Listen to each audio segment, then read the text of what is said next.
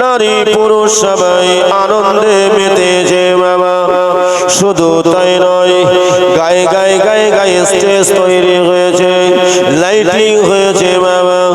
আর দেখতে পাওয়া যায় বাবা, ওখানে শুধু গান বাজনা হয়, ডিজে গান হয়, আর আনন্দে আত্মহারা হয়ে যায়।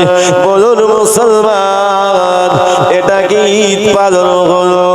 মাঘে রমাদানের রোজা আদায় হলো, মাঘে রমাদানের রোজা আদায় করা হলো।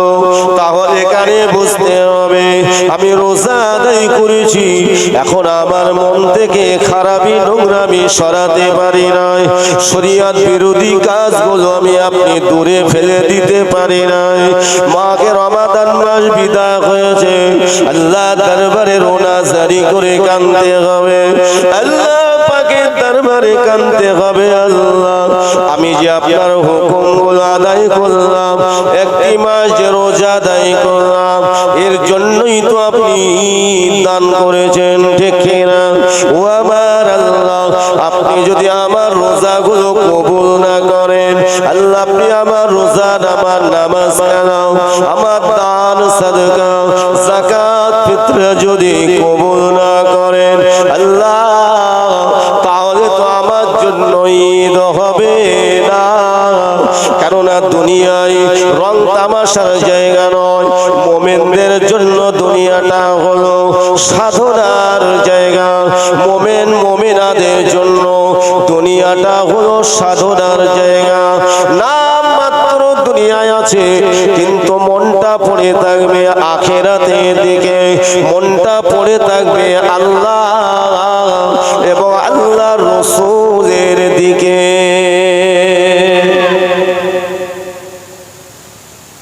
তাই তো নাকি?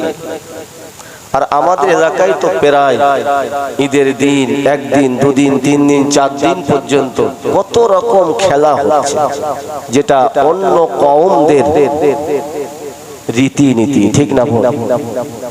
কথা বলে এই সমস্ত রং তামাশা, খেলাধুলা, আর নারী পুরুষ এক জায়গায় আনন্দ ফুর্তি করছে, এটা শরিয়াতের পক্ষে না শরিয়াতের বিরুদ্ধে?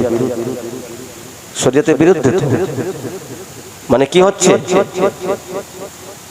বেপর্দা হয়ে যাচ্ছে, এবং একত্রিত হয়ে যাচ্ছে, আনন্দ করছে, ফুর্তি করছে। তাহলে এই যে 1 মাস রোজা আদায় করলাম, এই রোজাগুলো থাকলো না চলে গেল। দেখেন, আল্লাহর কাছে শুকরিয়া, আপনাদের এই মন্ডল গাথি আপনারা যে সুন্দর মাহফিল ইন্তজাম করেছেন, এটা ভালো। কতটা ভালো আমার আল্লাহ পাক তিনি জানেন। আল্লাহ পাক যদি মনে করেন আপনার আমার জন্য মাহফিলটা আমার আল্লাহ নাজাতের ওসিলা বানিয়ে দেবেন। এখানে বসলে, আদবের সঙ্গে বসলে, কোরআন শুনলে আল্লাহ নেকি দেবেন, কোরআন শুনলে আপনার গুনাহগুলো মাফ হয়ে যাবে যদি গুনাহ থাকে। আর ঈদ উদযাপনের নাম নিয়ে যদি ওই খেলা, ওই সমস্ত অনুষ্ঠান, আনন্দ ফুর্তি যদি এক জায়গায় নারী আর পুরুষ এক জায়গায় একত্রিত করে যদি আনন্দে মেতেছ, তাহলে শুনে রেখে দাও, আখিরাতে এর হিসাব, এর জবাব দিতেই হবে। কেন? শরীয়ত কারো নিজের মন গড়া নয়, ঠিক না? বল, কোথায় পেয়েছো এই সমস্ত আনন্দ? আমিরুল মুমিনিন হযরত ওমর রাদিয়াল্লাহু তাআলা হুজুর আমার ঈদের দিন আমিরুল মুমিনিন, ইসলামের দ্বিতীয় খলিফা, 2 নম্বর খলিফা, যিনি মুসলিম জাহানের অর্ধেক বাদশা ছিলেন, ও ভাইজানেরা, মুরব্বি আব্বা জানেরা, তিনি বড় ছিলেন, বড় ন্যায়পরায়ণ খলিফা হযরত ওমর রাদিয়াল্লাহু তাআলা। হুজুর যে রাস্তা দিয়ে যেতেন বাবা, ওই রাস্তা 40 দিন শয়তান ইবলিস যেত না। তিনি হলেন মুসলিম জাহানের খলিফা হযরত ওমর। যিনি আজ আমার নবী যে গম্বুজের মধ্যে আছেন তিনিও সেই গম্বুজের মধ্যে আছেন। জোরে বলে সবুজ গম্বুজ নবীর পাশে শুয়ে আছেন সিদ্দিক আকবর হযরত আবু বকর, হযরত আবু বকরের পাশে শুয়ে আছেন হযরত ওমর রাদিয়াল্লাহু তাআলা আনহুমা। দুইজন ফেরেশতা আছেন। কতটা আল্লাহর সন্তুষ্টি লাভ করেছেন, কতটা আমার নবীকে ভালোবেসেছেন, তারপর আল্লাহ স্থান দান করেছেন, ঠিক কিনা? আর আমি আপনি রং তামাশা করে আল্লাহকে খুঁজে পাবো অত সহজ না। ও আমার ভাইয়েরা, হযরত ওমর, যে ওমরকে আল্লাহ পাক জীবদ্দশাতে জান্নাতে সার্টিফিকেট দিয়েছিলেন, হযরত ওমর, সেই ওমরের কথা বলছি বাবা। ঈদের দিন একটা নামাজের, ঈদের নামাজের একটা টাইম বেঁধে দেওয়া হয়, একটা সময় বেঁধে দেওয়া হয়। মসজিদের পক্ষ থেকে, ইমাম সাহেবের পক্ষ থেকে একটা সময় বেঁধে দেওয়া হয় যে সকাল 7টায় ঈদের জামাত হবে, সকাল 8টায় ঈদের জামাত হবে, সকাল 9টায় ঈদের জামাত হবে। ও ভাইজানেরা, হযরত ওমর রাদিয়াল্লাহু তাআলা হুজুর আমার মদিনার মসজিদ নববী শরীফে হযরত ওমর তিনি ঈদের নামাজ ময়দানে হবে, তিনি নির্ধারিত সময় বলে দিয়েছেন। ও ভাইজানেরা, ও আমার মুরব্বি আব্বা জানেরা, কিন্তু দেখতে পাওয়া যায় ও ভাইজানেরা, ঈদের ময়দানে মদিনাবাসীরা সকলে হাজির হয়ে যায়, মদিনাবাসীরা সকলে হাজির হয়ে যায়, সময় হয়ে যায়, সবাই চলে এসেছেন, কিন্তু আমিরুল মুমিনিন আসেন না, হযরত ওমর রাদিয়াল্লাহু তাআলা আনহু হুজুর আসেন না। হযরত ওমর রাদিয়াল্লাহু তাআলা আনহু যখন আসেন না, সময় অতিক্রম হয়ে যায়। ওই সময় মদিনাবাসীরা সকলে চিন্তাগ্রস্ত হয়ে যান। ওই সময় বাবা চিন্তা করতে লাগেন, আমাদের আমিরুল মুমিনিন কেন আসেন না?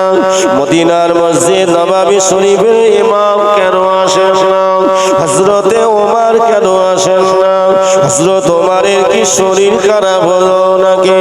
ঘরেতে কোনো সমস্যা হলো নাকি? এই চিন্তা ভাবনা করতে লাগলেন। কয়েকজন নবী পাকের বিশিষ্ট সাহাবী আপনার কিনা গুটি গুটি পায়ে বাবা আল্লাহ নবী সাহাবী, ইসলামের দ্বিতীয় খলিফা হযরত ওমর হুজুরের ঘরের সামনে হাজির হয়ে গেল।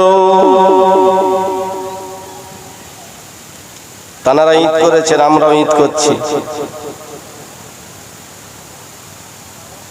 হযরত ওমরের ঘরের সামনে যখন হাজির হয়েছে, সাহাবীরা অবাক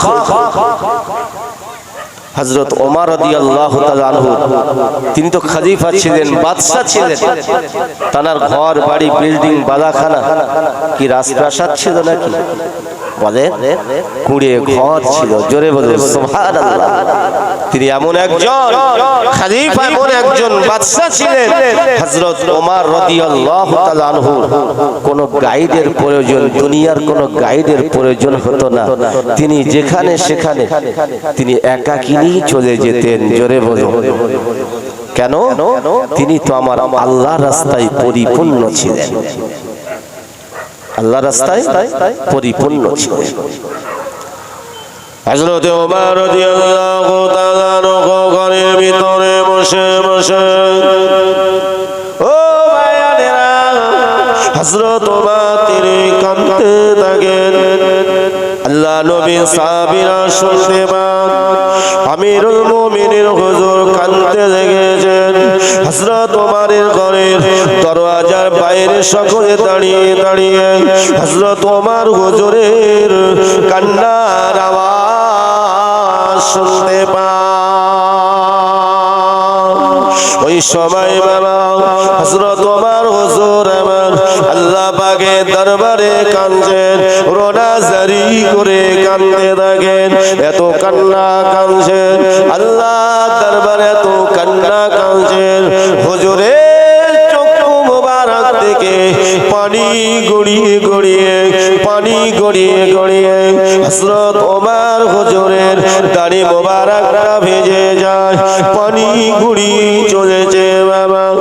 সময় আল্লাহ নবী সাহাবীরা ঘরের বাইরে থেকে সালাম দিলেন, আসসালামু আলাইকুম ও আমিরুল মুমিনিন।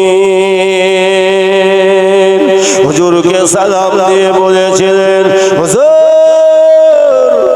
আজকে ঈদের দিন, হুজুর আজকে ঈদের দিন, মদিনার মানুষেরা ঈদের ময়দানে হাজির, ঈদের নামাজের সময় পার হয়ে গিয়েছে।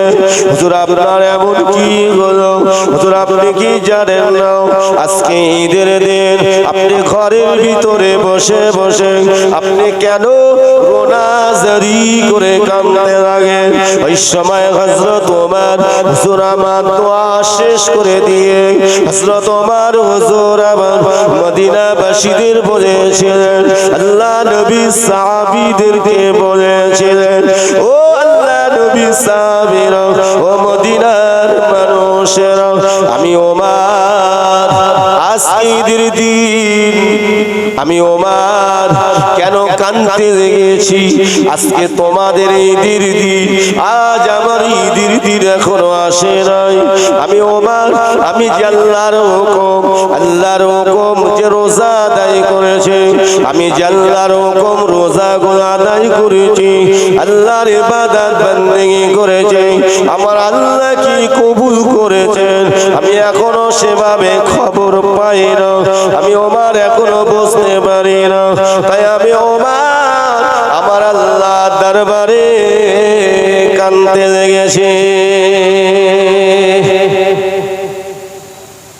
হযরত ওমর হুজুরের মতো মানুষ, তিনি কাঁদছেন ঈদের দিনে। কেন? যদি আমার রোজা যদি আল্লাহ কবুল না করেন তাহলে আমার জন্য কিসের ঈদ? আল্লাহ তো তাদের জীবদ্দশাতে জান্নাতের সার্টিফিকেট দিয়েছেন, তাদের রোজা তো আল্লাহ কবুল করে নিয়েছেন। জোরে বলুন সুবহানাল্লাহ। তথাপিও তারা কাঁদছেন কেন? দুনিয়াটা কাঁদার জায়গা, দুনিয়াটা আনন্দের জায়গা নয়। আয়েশ আরাম করতে গিয়ে আমি আপনি দিন ভুলে যাব, এরকম আয়েশ আরাম করার জায়গা নয়। এমন আনন্দ করতে যেও না যে আনন্দটা করতে গিয়ে আপনার আমার আখিরাতটা সর্বনাশ হয়ে যায়। দুনিয়া আনন্দ পেলেন, আখিরাতে কি হবে? সেই আনন্দ থাকবে না। কেন? আল্লাহ বলেছেন ফালিয়াদহাকু কালিলা, বান্দা তুমি আনন্দ ফুর্তি হাসি ঠাট্টা কম করো, দুনিয়াতে কম করো। এমন আনন্দ এমন ফুর্তি এমন শরীয়ত বিরোধী কাজ করতে যেও না যে আনন্দটা করতে গিয়ে তোমার আখিরাতটা বরবাদ হয়ে যায়। এরম আনন্দ করো না। আল্লাহ কোরআনে বলেছেন ওয়ালিয়াবকু কাসীরা, বান্দা অপরন্ত তুমি মউতের কথাটা স্মরণ করো। কেন? তুমি তোমার মৃত্যু অনিবার্য, তারপরে তোমাকে কবরে যেতে হবে। কবর হলো আপনার আমার প্রথম মঞ্জিল। মৃত্যুর পরে যেতে হবে কোথায়? যে মাটির উপরে দাপট দিয়ে বেড়াচ্ছি, এই মাটি আপনাকে আমাকে গ্রাস করবে। আজ আমি আপনি বাহাদুরি করছি, মাটিতে যেদিন চলে যাব বাহাদুরি কে করবে? মাটি করবে আল্লাহর নির্দেশে। ভালো কাজ করলে মাটি ভালো ব্যবহার করবে, আর খারাপ কাজ করলে এই মাটি আল্লাহর নির্দেশে সেদিন কি করবে আল্লাহ ভালো জানে।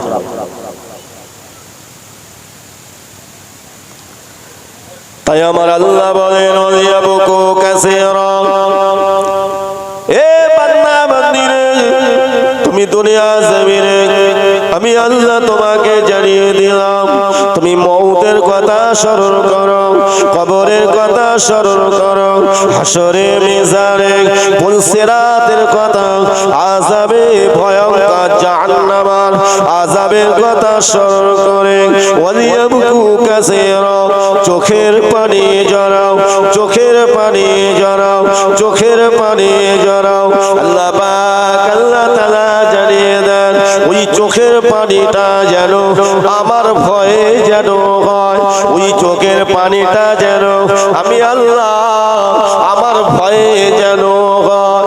তোমার ওই চোখের পানিটা বৃথা হবে না, তোমার চোখ দিয়ে যত আমার ভয়ে তোমার চোখ দিয়ে পানি ঝরবে আল্লাহ পাক জানিয়ে দেন তত বেশি তোমার উপরে রহমত ঝরে পড়বে আল্লাহ পাক জানিয়ে দেন যত আমার ভয়ে তুমি আযাবের ভয়ে কবরের আযাবের ভয়ে জাহান্নামের আযাবের ভয়ে আমি আল্লাহ আমার দরবারে যত বেশি কন্দন করবে আল্লাহ পাক জানিয়ে দেন তত বেশি আমার রহমত তোমার উপরে নাযিল হবে আল্লাহ পাক জানিয়ে দেন বান্দা বান্দিরে আমি আল্লাহ এতটাই খুশি হয়ে যাব দুনিয়া তোমাকে কেউ পথভ্রষ্ট করতে পারবে না যদি তুমি আমার হয়ে যাও তোমার ঈমান তত মজবুত হয়ে যাবে যার ঈমান মজবুত তাজা হয়ে যাবে আমার আল্লাহ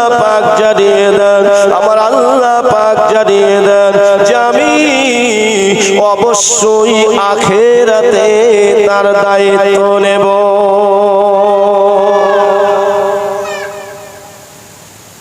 আর যদি এর বিপরীত হয়েছে তাহলে এক জায়গায় আনন্দ করলে আরেক জায়গায় আনন্দ থাকবে থাকবে না তাহলে ঈদের দিনে হযরত ওমর কেঁদেছেন আর আমি আপনি ঈদের দিনে আনন্দ করছি আনন্দ যে আনন্দটা শরীয়ত বিরোধী আফসোস এমন কোন জায়গা নেই যে খেলাধুলা শুরু হয়নি ঠিক না শুরু হয় হয়তো আপনাদের গ্রামটা বাদ আছে করবেন না যদি হয়ে থাকে আর কোনদিন এই শরীয়ত বিরোধী কাজ করবেন না কেন আল্লাহ পাক তিনি সর্বশক্তিমান আল্লাহ শক্তি দিয়েছেন বলে চলাফেরা করতে পারছি আল্লাহ পাক মনে করলে কয়েক মুহূর্তের মধ্যে আপনার আমার চলাফেরা ওঠা বসা নিমিষেই শেষ হয়ে যেতে পারে আমার কথায় কষ্ট পাচ্ছেন যে হুজুর সারাটা মাস রোজা রেখে একটু আনন্দ করব না আমাদের ছেলে মেয়েগুলো একটু আনন্দ করবে আফসোস একটু মুহাব্বতে দরুদ আল্লাহুম্মা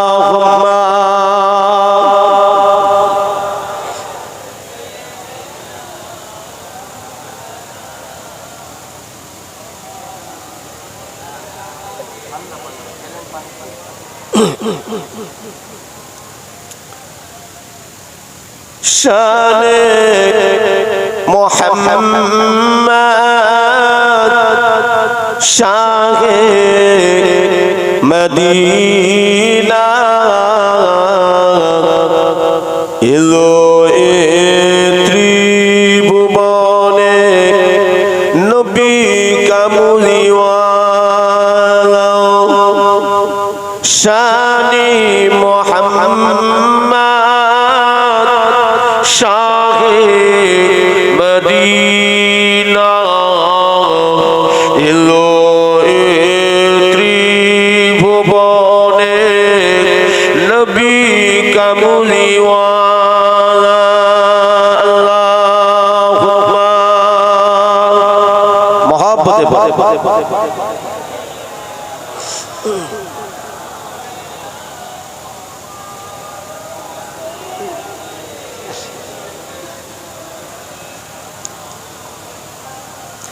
কিয়ামতের দিনেতে হাশরের ময়দানে বিচার করিবেন আল্লাহ বসে সিংহাসনে কিয়ামতের দিনেতে হাশরের ময়দানে বিচার করিবেন আল্লাহ বসে সিংহাসনে সেই দিনে নবী হবেন উম্মতের ভেলা তিনি তো মুহাম্মদ নবী কামলিওয়ালা আল্লাহুম্মা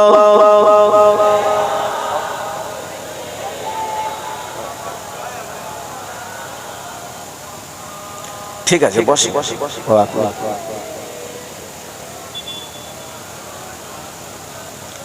আমার ভাই জানেরা, তাহলে আমরা যারা এখানে বসে আছি, আমরা 5 ওয়াক্ত নামাজটা আদায় করার চেষ্টা করব তো? জোরে বলে ইনশাআল্লাহ। নামাজ মাপ নেই। as-salatu miftahul জান্নাহ, আল্লাহর নবী বলেছেন নামাজ হলো জান্নাতের চাবি। নামাজ হলো জান্নাতের চাবি।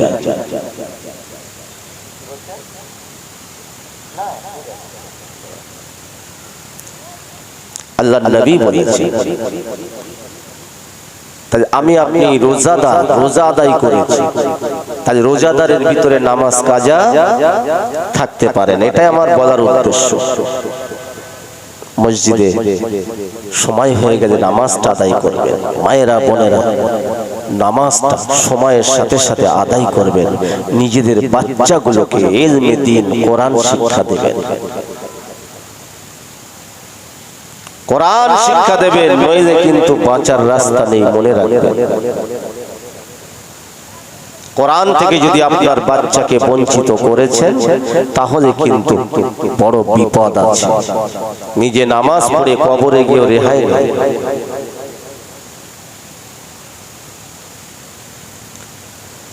আল্লাহ পাক আল্লাহ তাআলা তিনি মহাগ্রন্থ কোরআনকে আমার আল্লাহ পাক রব্বুল আলামিন মাঘে রমাদান মাসে নাযিল করেছিলেন।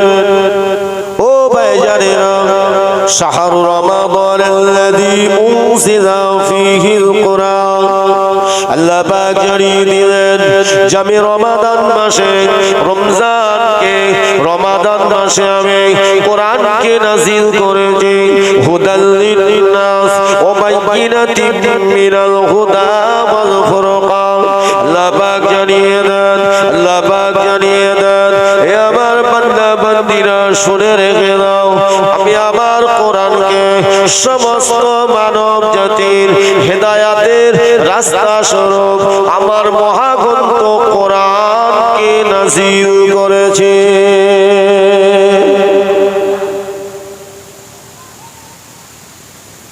কোরআন হলো হেদায়াতের পথ। কোরআন যে ভুলে গেল, কোরআন যে শিখলো না, সে আল্লাহর পথটাকে, আল্লাহর মনোনীত ধর্মটাকে সে হারিয়ে ফেলল। তাই আমি বলবো, আপনাদের বাচ্চাদেরকে কোরআন শিক্ষা দেবেন, ইলমে দ্বীন শিক্ষা দেবেন। আল্লাহ রাসূল বলেছেন, খায়রুকুম মান তাআল্লামাল কুরআন ওয়া আল্লামা। পৃথিবীর জমিনে ওই ব্যক্তি সবথেকে উত্তম যে নিজে কোরআন পাক শিখলো এবং অপরকে শিক্ষা দিল। জোরে বলবেন না? আর একটু জোরে বলে। আজকের নিয়ত করুন যে আমার বাচ্চাদেরকে আমি অন্ধ বানাবো না। চোখ থেকে যে কোরআন পড়তে পারলো না, হতভাগা সে। কেন? আপনার কবরটা আলোকিত হবে কোরআনের ওসিলায়। কিসের ওসিলায়? কোরআনের ওসিলায়। কিন্তু কোরআন না নিয়ে কবরে গেলে কি হবে? কোরআন আপনার কবরটা আলোকিত হবে। আলোকিত করতে গেলে সিনাতে কোরআন মজবুত করতে হবে, জবানে কোরআন তেলাওয়াত করতে হবে।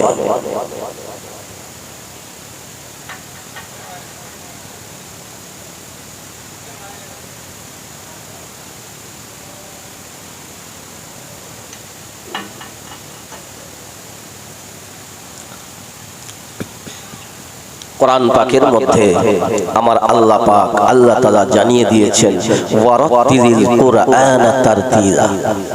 তোমরা যখন কোরআনকে শিখবে, তোমরা যখন কোরআন তেলাওয়াত করবে, তখন তোমরা তারতিলের সঙ্গে সহি শুদ্ধভাবে কোরআনটাকে তেলাওয়াত করবে। কেন?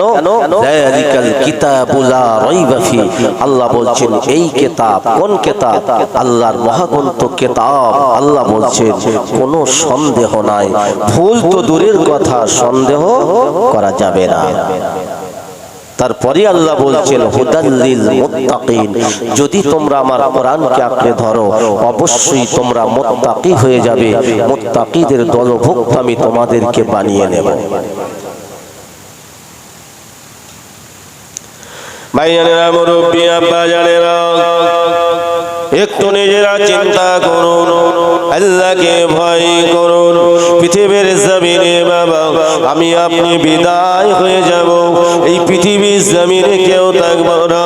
কারোর আব্বা জান কবরে চলে গিয়েছেন, কারোর জনম দুঃখিনী মা কবরে চলে গিয়েছেন। ও ভাই জানেরা, প্রিয়জন আপনজন কবরে চলে গিয়েছে। এই পৃথিবীর জমিনে আমি আপনি কত মানুষকে দাফন করেছি, ঠিক কিনা? কত মানুষের বুকে মাটি দিয়েছে বাবা, 2 মুঠা 3 মুঠা মাটি দিয়েছে। তাদের নসিবটা ভালো, যদি তারা ঈমানে কবরে যান, নসিবটা ভালো যে আমরা তাদেরকে সুন্দর করে গোসল করিয়ে দিয়ে, সুন্দর করে আপনার কিনা কাফন পরিয়ে দিয়ে, খাটিয়ায় করে নিয়ে জানাজা সম্পন্ন করে আমরা তাকে কবরে শোয়াতে পেরেছি, দেখি না?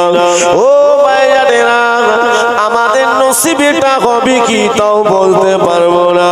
কেননা কত মানুষের বাবা জানাজা তো দূরের কথা, শরীরের লাশটাকে ক্ষত বিক্ষত হয়ে যায়, খুঁজে পাওয়া যায় না, ঠিক কিনা বলেন? কয়েকদিন আগে মায়ানমারে ভূমিকম্প হয়েছে। ওই ভূমিকম্পে কত মানুষ আল্লাহর ডাকে সাড়া দিয়ে চলে গিয়েছেন, ঠিক কিনা বলেন? ও ভাই জানেরা, তারা কি জানেন যে আমাদের এই মুহূর্তে চলে যেতে হবে? না না, তারা জানেন না। তাই দুনিয়ায় কারো কোন হালতে কিভাবে মৃত্যু হবে, কোন জায়গায় মৃত্যু হবে, এটা আমরা কেউ বলতে পারবো না। তাই দুনিয়াতে অহংকার করা চলবে না, দুনিয়াতে শক্তির বড়াই করা চলবে না, দুনিয়া জমিনে হারাম খাওয়া যাবে না, সুদ খাওয়া যাবে না, দুনিয়া জমিনে আপনার আমার আখলাক চরিত্রে ব্যবহারে অন্য মানুষকে কষ্ট দেওয়া যাবে না, দুনিয়া জমিনে বাবা হকটাকে বেহক করা যাবে না, দুনিয়া জমিনে মদ পান করা যাবে না। আল্লাহ পাক যেগুলো নিষেধ করেছেন সেগুলো আপনাকে আমাকে ত্যাগ করতে হবে। কারণ আল্লাহ দুনিয়া আপনি কোথায় যাবেন, কোথায় আপনি যাবেন, যেখানেই যাবেন সব তো আমার আল্লাহ পাকের সৃষ্টি, ঠিক না? কেননা বাবা সকলের মৃত্যু হবে, আল্লাহ সমস্ত সৃষ্টি জীবের মৃত্যু হবে, কিন্তু স্রষ্টার মৌত হবে না। আমাদের ক্ষয় আছে, শেষ আছে। এই আসমান এর একদিন ক্ষয় আছে, এই জমিন এর একদিন ক্ষয় আছে, আছে না? না, সমুদ্র পাহাড় পর্বত এরও ক্ষয় আছে, গাছপালা, এক কথায় আল্লাহ সৃষ্টি জীবের ক্ষয় আছে, কিন্তু আমার আল্লাহর কোনো মউত নাই। আল্লাহ যেমন আছেন তেমনই থাকবেন।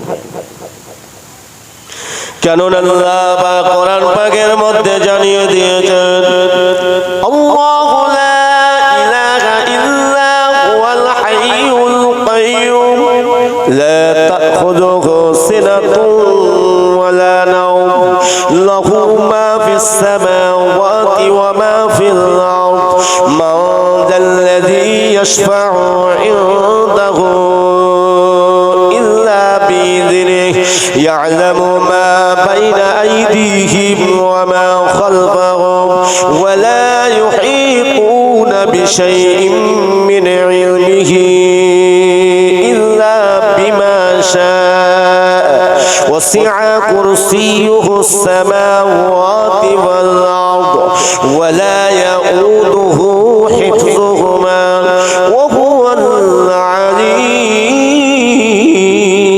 العظيم. জোরে বলুন সুবহানাল্লাহ। কোরআন শুনলে অন্তরটা কি হয়? নরম হয় না কঠিন হয়? জোরে বলেন, নরম হয়। কোরআন যত তেলাওয়াত করবেন, কোরআন যত শুনবেন, আপনার ঈমান তত তাজা হবে, ঈমান মজবুত হবে। যখনই দেখবেন কোরআন শুনতে ভালো লাগছে না, কোরআন পড়তে ভালো লাগছে না, তখনই বুঝতে হবে আপনার আমার ঈমানটা দুর্বল হয়ে গেছে। যখনই দেখবেন মসজিদে আজান হচ্ছে কিন্তু গুরুত্ব দিলাম না, আজান হচ্ছে, আল্লাহর ডাক এসেছে, দুনিয়ার সব কাজ বাদ দিয়ে আল্লাহর হুকুম পালন করতে হবে, কিন্তু আমি আপনি বুড়ো আঙুল দেখিয়ে চলে গেলাম, নামাজের ধার ধরলাম না, বুঝতে হবে আমি আপনি দুর্বল ঈমানদার। যদি ঈমান থাকে কিন্তু দুর্বল, এবং এই দুর্বল অসুস্থ ব্যক্তি আর একজন সবল, দুটো এক হতে পারে। একজন যুবক তরতাজা আর একজন মুরব্বী বৃদ্ধ মানুষ যেমন শক্তিতে এক থাকতে পারে না, তদ্রূপ আপনার যদি ঈমান মজবুত থাকে, ওই মজবুত ঈমানে শয়তান ইবলিস ধোঁকা দিয়ে পথভ্রষ্ট করতে পারে না। আর যদি ঈমান দুর্বল হয়, শয়তানের পক্ষে ঈমান নষ্ট করে দেওয়া সহজ হয়ে যাবে। আর ইবলিস শয়তান জানে কোথায় ঘা দিলে আপনার আমার ঈমান শেষ করে দেওয়া যায়। তাই ও জানে যে এরা 1 মাস রোজা আদায় করেছে, এমন জায়গায় এদের ফেলবো, এমন একটা ঘোল এদের দিয়ে দেব, ওরা তাতে গিয়ে সব রোজাগুলো জমা দেবে। বাঁধা ছিল ইবলিস, কিন্তু কাজ তো করে তারপরেও বাঁধা পড়েছে। আবার যখন ছাড়া পেয়ে গেছে, ইবলিস ছাড়া পেয়েছে, তো ছাড়া পেয়ে গেছে। আমার আল্লাহ আমাদেরকে কতটা ভালোবাসেন, যাতে আমরা রোজার মাসে পরিপূর্ণ আমরা তাকওয়া অবলম্বনকারী হতে পারি, মুত্তাকি হতে পারি, আল্লাহর হতে পারি। তাই আল্লাহ পাক, আমার আল্লাহ সব থেকে বড় দুশ্মন হলো ইবলিস, তাকে আমার আল্লাহ শৃঙ্খলাবদ্ধ করে শিকল দিয়ে আল্লাহ বেঁধে রেখেছে। আমার আল্লাহ জানিয়ে দিয়েছেন, ওকে আমি বেঁধে রেখেছি, জাহান্নামের দরজা বন্ধ করে দিয়েছি, জান্নাতের দরজা খুলে দিয়েছি, কবরবাসীদের কবরের আযাবকে মাফ করে দিয়েছি, এবং আমার রহমতের দরজা আমি খুলে দিয়েছি। তোমরা আমার দিকে চলে এসো, যদি আসার মতো আসতে পারো, তাহলেই আমি আল্লাহ পরিপূর্ণ তোমাদের হেদায়েত দেব। তাহলে আল্লাহ পাক আমাদের ভালো চাচ্ছেন কেন? আল্লাহ আমাদের তো বড় ভালোবেসে সৃষ্টি করেছেন, ঠিক না বল? ওই ইবলিস শয়তানই তো বাধা দিয়েছে, তার প্রতিজ্ঞা, সে যখন জাহান্নামী আমাদেরকেও জাহান্নামায় টেনে নিয়ে যাবে। তাহলে আপনারা কি ইবলিসের প্রতিজ্ঞায়, ইবলিসের ভক্ত হয়ে কি যেতে চান, না ইবলিসের বিরুদ্ধে চলে আল্লাহর নেককার বান্দা হয়ে কবরে যেতে চান? যদি আল্লাহর নেককার বান্দা বান্দি হয়ে যদি কবরে যেতে চান, তাহলে আপনার ঈমান মজবুত করতে হবে। আর মজবুত করতে গেলে তাহলে আপনাকে আমাকে বেশি বেশি কোরআন পড়তে হবে। কোরআন সব বলে দেবে, কোনটা নেই কোরআনে? আসলে চোখ আছে কিন্তু কোরআন তো পড়তে পারিনি, মানেটা জানবো কি করে? আগে তো কোরআন শিখতে হবে, ঠিক না ভুল? মুসলমান ঘরের ছেলেরা, যুবকেরা, আমার মুরব্বী আব্বাজানেরা, দুঃখ নেবেন না, ব্যথা নেবেন না, ও ভাইয়ানেরা। তাই আল্লাহ পাক কোরআন পাকের মধ্যে জানিয়ে দিয়েছেন, আমার আল্লাহ পাক জানিয়ে দিয়েছেন, এই যে আয়াতুল কুরসি, আমি আপনি যে আয়াতুল কুরসিটা শুনলাম, আমি গুনাহগার তেলাওয়াত করলাম, এই আয়াতুল কুরসিটা হলো কোরআন পাকে যত আয়াত আছে, কোরআন পাকে যত আয়াত আছে বাবা, সমস্ত আয়াতের মধ্যে আয়াতুল কুরসিটা হলো শ্রেষ্ঠ আয়াত। আল্লাহর কোন বান্দা, আল্লাহর কোন বান্দী যদি আয়াতুল কুরসিটা তেলাওয়াত করে, ও ভাইরা, যদি আল্লাহর বান্দা, আল্লাহর বান্দী যদি ফজরের নামাজ আদায় করে নিয়ে, ফজরের নামাজ আদায় করে নিয়ে আয়াতুল কুরসিটা যদি তেলাওয়াত করে, আল্লাহ নবী দয়া নবী জানিয়ে দিয়েছেন, আল্লাহ পাক ওই বান্দার উপরে আল্লাহর ওই বান্দির কাছে দুইটা ফেরেশতা নির্ধারিত করে দেবেন। ওই দুই ফেরেশতাকে আমার আল্লাহ গাইড হিসাবে পাঠিয়ে দেবেন। আল্লাহর ওই দুই ফেরেশতা মাগরিবের আগ পর্যন্ত আপনার আমার জন্য শুধু গাইড হবে না, আপনার আমার জন্য আল্লাহ পাকের দরবারে নাজাতের দোয়া চাইবে, নাজাতের দোয়া চাইবে। আবার যখন মাগরিবের ওয়াক্ত হয়ে যাবে ওই দুই ফেরেশতা চলে যাবেন। আবার মাগরিবের নামাজ পড়ে আল্লাহর বান্দা বান্দি যখন আয়াতুল কুরসিটা তেলাওয়াত করবেন, আমার আল্লাহ পাক আবার সেই ফজরের আগ পর্যন্ত অন্য দুই ফেরেশতা নির্ধারিত করে দেবেন। আপনি মাগরিবের নামাজ পড়ে আয়াতুল কুরসি পড়লেন, আল্লাহর ওই ফেরেশতা দ্বয় আপনার জন্য, আপনি ঘুমিয়ে থাকবেন তথাপি আল্লাহর ফেরেশতা আপনার জন্য নাজাতের দোয়া চাইতে থাকবেন। এই আয়াতের এত ফজিলত অন্য রিওয়ায়াতে আছে, যদি এই আয়াতুল কুরসির উপরে আপনি আমল করে চলে যেতে পারেন, ঈমানের সঙ্গে যদি মৃত্যু হয়ে যায়, আল্লাহ পাক তার জন্য আল্লাহর দয়ার জান্নাতকে রেজিস্টার করে দেবেন। কেন এর গুরুত্ব? সৃষ্টিকর্তাকে আমি আপনি কতটা মজবুত মানি সেটা আল্লাহ আয়াতের মধ্যে জানিয়ে দিয়েছে। আল্লাহু লা ইলাহা ইল্লাহু, ও ভাইরা, আমার আল্লাহ পাক এক, আমার আল্লাহ অদ্বিতীয়, হাইয়ুন, আমার আল্লাহ চিরঞ্জীবী আছেন এবং থাকবেন। লা তাখুযুহু সিনাতুন ওয়ালা নাওম, আমার আল্লাহর কোনো নিদ্রা নাই, আমার আল্লাহ পাকের কোনো ঘুম নাই। আল্লাহ পাক আছেন এবং থাকবেন, আমার আল্লাহ পাক আছেন এবং থাকবেন। আমার আল্লাহর কোনো মওত নাই, হাইয়ুন, চিরঞ্জীবী। আমার আল্লাহ পাক যেগুলো সৃষ্টি করেছেন, আল্লাহ সৃষ্টির ক্ষয় আছে, মওত আছে, কিন্তু সৃষ্টিকর্তার মওত নাই।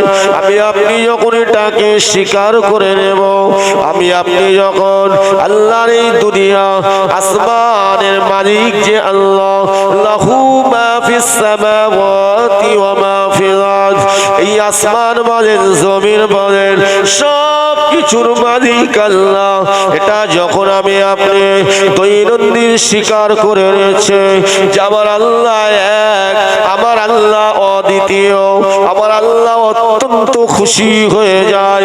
কেননা আল্লাহ পাক জানিয়ে দেন, বান্দা বান্দি যখন আমার সঙ্গে অন্য কোন আমার সৃষ্টির সঙ্গে মিলিয়ে দেয়, আমি আল্লাহ আমার সঙ্গে অন্য কোন আমার সৃষ্টি জীবের সঙ্গে শরীক বানিয়ে দেয়, আমি আল্লাহ পাক ওই বান্দার প্রতি আমি খুশি হতে পারি না। কারণ আল্লাহ জানিয়ে দিয়েছেন, ইন্নাশ শিরকা লাযুলমুন আযীম, আল্লাহ বলেন যে বান্দা যে বান্দে আমার সঙ্গে শরীক বানিয়ে দেয়, আমি আল্লাহ জানিয়ে দিলাম সে যেন আমার উপরে জুলুম করলো, আমি আল্লাহ আমার উপরে অত্যাচার করলো। যে আল্লাহর উপরে জুলুম করে, যে আল্লাহর উপরে অত্যাচার করে, ওই বান্দা আল্লাহর ওই বান্দির কি করো নাজাত হবে? আল্লাহর সঙ্গে অন্য কারোর শরীক করা যাবে না। এই জন্য তো